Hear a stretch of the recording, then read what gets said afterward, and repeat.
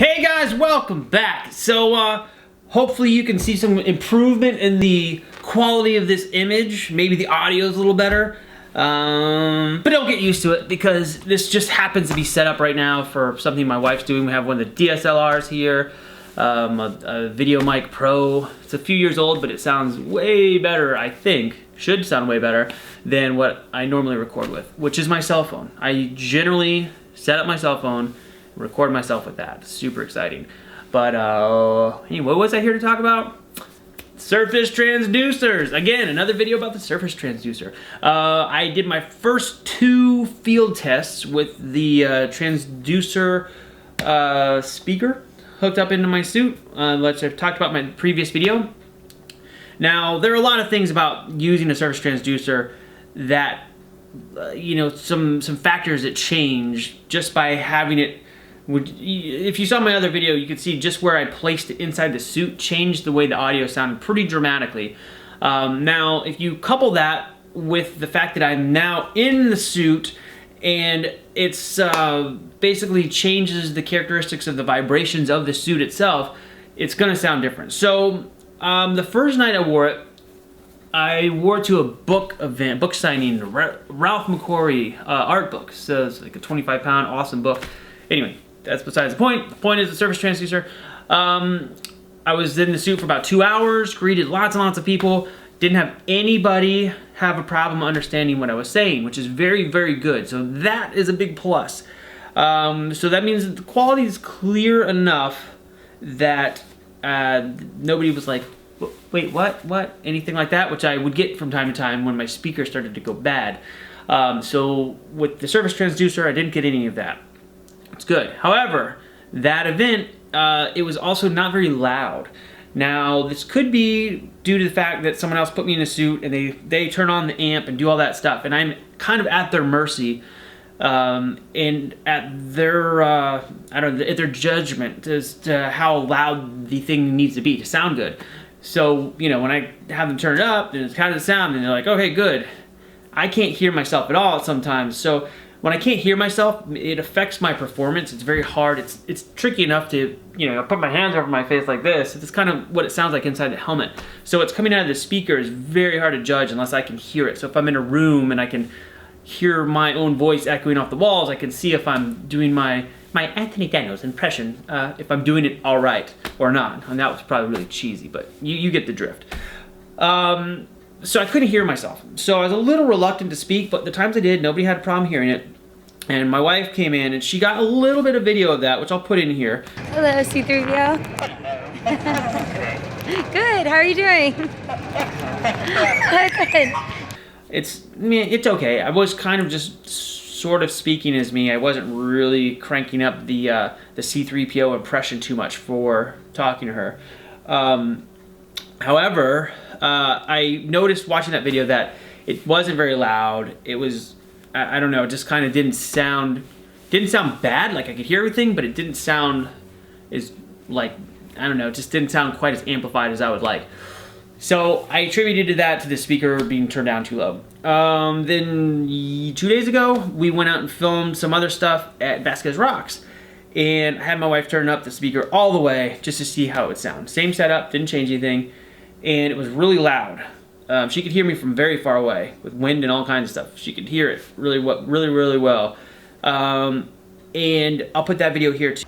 And I am C-3PO, human servant. My impression from that video is that it's starting to distort a little bit. It's maybe rattling, and I don't know if that is the actual transducer breaking contact with the surface, which causes a little bit of chatter, or it could be my microphone and my helmet. There's a lot of factors in doing these setups. It's daunting from time to time, and sometimes the only way I can actually test it is to get in the suit, which requires me to have another person test it, take video so I can see it. It's a kind of a pain. But based on those few tests, I have an idea. Sorry for the long-winded intro, but I feel like I need to explain so you know where my brain's going here.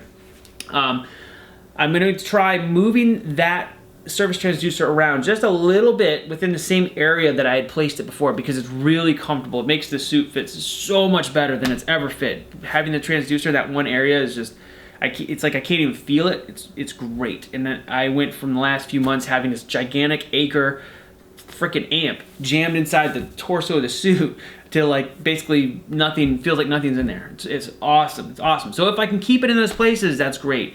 However, I have considered putting it back in the spot where the initial where the initial speaker was before, which I showed in the previous video that when I put the transducer on that 3D printed part in the center of the belly, it's really, really loud, but it distorts. And I think it's because that surface was so thin.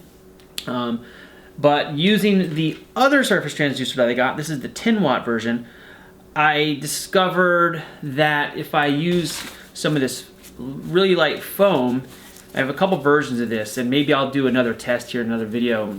You can hear them. If I put it against the foam, it's actually very loud, much like it was when I put the other transducer on a pillow in my last video, and it was really loud, like just filled the whole room with sound, and it's pretty clear. This has a similar effect. Now I think that putting a piece of foam like this with the transducer and sticking that between the 3D printed part of the suit, it's gonna keep that surface chatter a little bit lower, but still be very loud. So I don't know what I'm gonna do yet. I may add a second surface transducer, the 10-watt, to the suit and run them both. So I have volume coming through the suit. It's covers a little bit more of the lower end and you know, gives a little more meat to the sound. And then the smaller transducer coming through the thinner areas, which covers a little bit more of the higher range. I don't know if I need them both, but I think I'm gonna try them just to see. So that's my next step. Anyway, that was just an update. I'll put the videos in here for those other shots, and then maybe we can go over some tests with this in a few days. So sorry if that was too long and rambly. I just figured it needed some explanation so you guys could understand my train of thought. I don't know if that helps anybody or not, but sometimes, I don't know, hearing other people chatter about things makes me think differently about stuff. So hopefully it was helpful, maybe informative. Maybe you guys have some opinions on this you could help me with. If you want to leave comments below, I'd be glad to hear them. And maybe test them out if they seem like they'd be viable. But anyway, thanks for watching. I'll be back soon. The next videos are probably gonna be back to my crappy cell phone again. So sorry about that. See you guys soon. Later!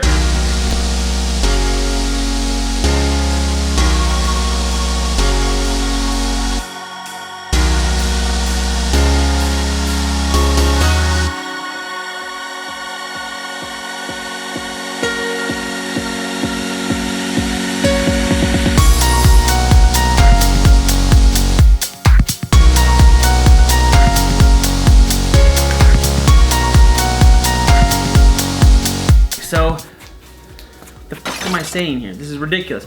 I don't even know how to make a video, and I'm sitting here holding these parts. Don't even know what I'm gonna say about them. I'll put this one closer.